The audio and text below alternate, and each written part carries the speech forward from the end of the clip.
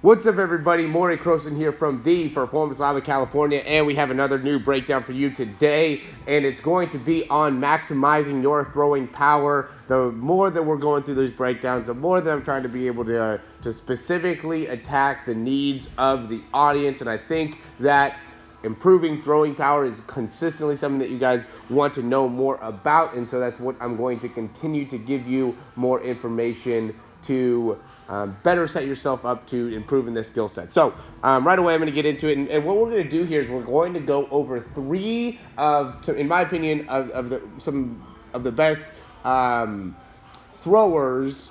And they're all different for their own individual reasons. I know you're clicking on this because we got Josh Allen here, we got Mike Vick, and we have Dan Marino. Josh Allen, big-time arm, also a bigger guy, okay? Michael Vick, big-time arm, not as big of a guy. Okay, Dan Marino, very fast release.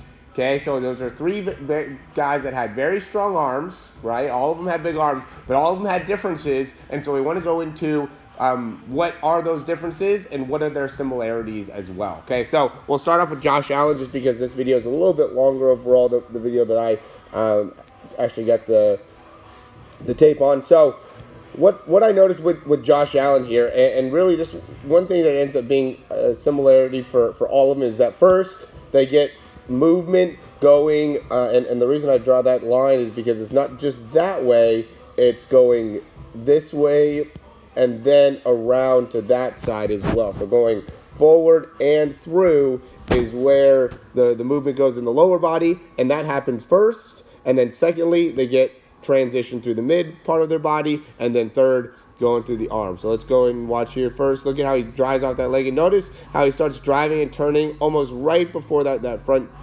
foot touches. Now the big important thing that I would say here is that within your body, in order to maximize the throw, we need to be able to differentiate through the three different parts of the body, here to here, here to here, right? So 1, 2, 3.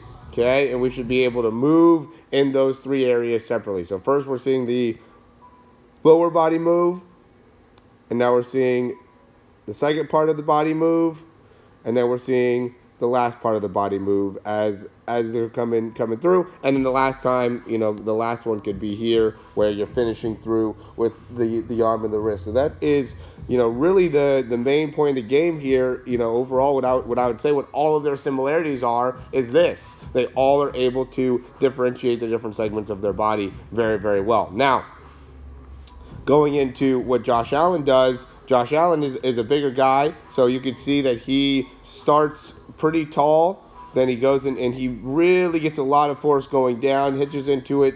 You can see how tall he is here, and then, he's still on his feet, or he's still on his back foot, now goes and really drops down, and then as he's coming up and through, he's getting a lot more of his body going that way as he's finishing through, and not really coming up very much, and really not finishing going down very much. He's really taking most of his body, and he's going that way, and he's going that way as he's trying to maximize the throw. Also, he has a very, very high release point, so you got to be able to release that ball high in order to be able to really maximize your overall throw. Very, very stable in that front leg as well. We got to be able to transfer onto a very, very controlled front leg. All right, so real quick, what Josh Allen does really, really well is his separation of the 4 different segments. Okay, he is able to get his whole body through and gets all the way over to the other side, even though he has a little bit longer stride overall.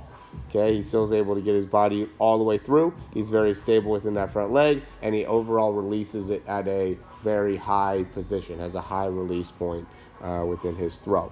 Next one, Michael Vick. Okay, so with Michael Vick, the thing with him is similar in how he takes a pretty wide step overall. Okay, he takes a big step. He also, when he's starting, he's pretty tall. He drops down a good amount, drives off that back leg, right? We're going to separate these again. Boom, boom. He doesn't have as big of an upper body. And then, so we got 1, we got 2, we got 3. Okay? Zoom in a little bit there.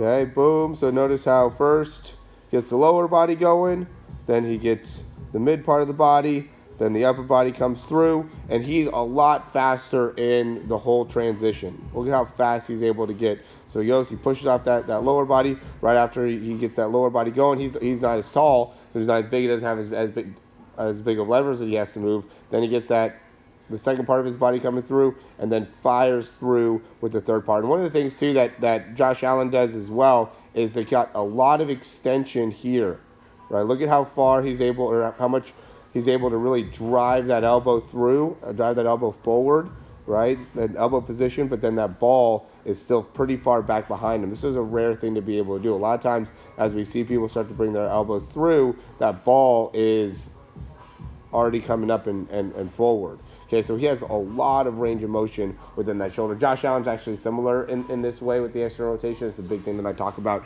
as well within your overall capability to throw. You have to have a lot of external rotation in the shoulder. You got to be able to maximize that. We have a lot of great exercises in the program to improve that range of motion. But if you're not in part of the program, you're just watching, you got to get a lot of external rotation in the shoulder. If we look at the shoulder, if we think about what external rotation is, that's that angle going back. If we're going to look at internal rotation, it would be anything coming back that way.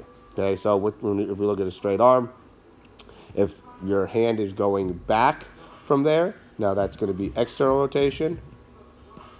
Okay, if we're looking at the straight arm, your arm's coming forward, locking in that elbow, right? The elbow's not moving, just arm coming forward, hand coming forward. That's internal rotation. Okay, locked in elbow, hand going back, external rotation, locked in elbow, hand coming forward, internal rotation. You really have to have a lot of range of both. Okay. Another big thing, if we look at how he finishes, look at how he's also finishing off to the side a good amount. Okay, so he's also coming all the way through and transitioning over to the side within the throw.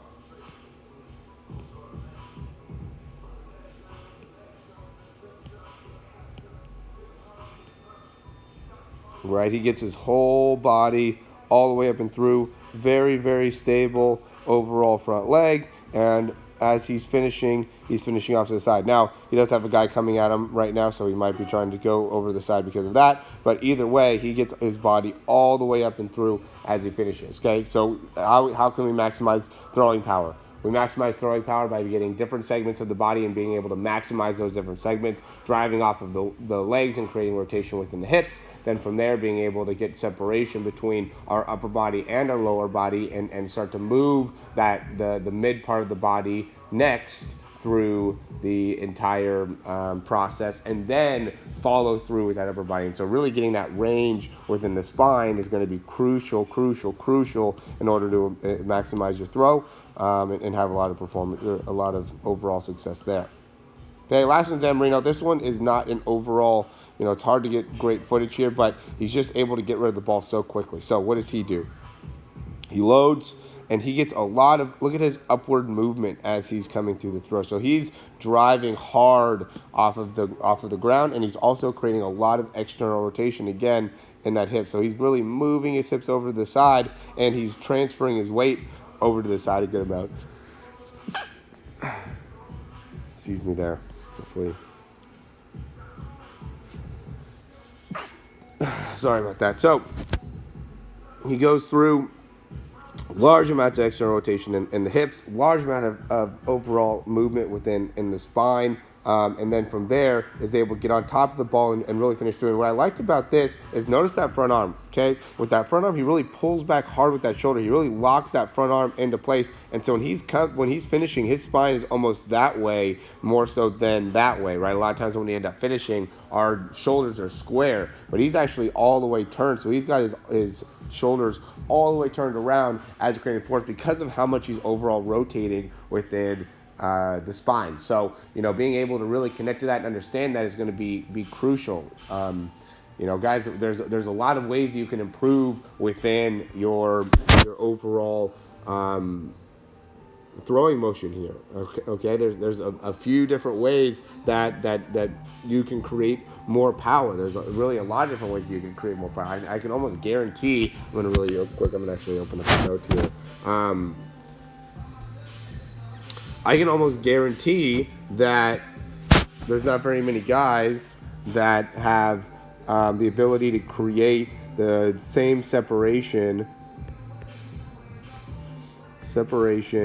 in lower body,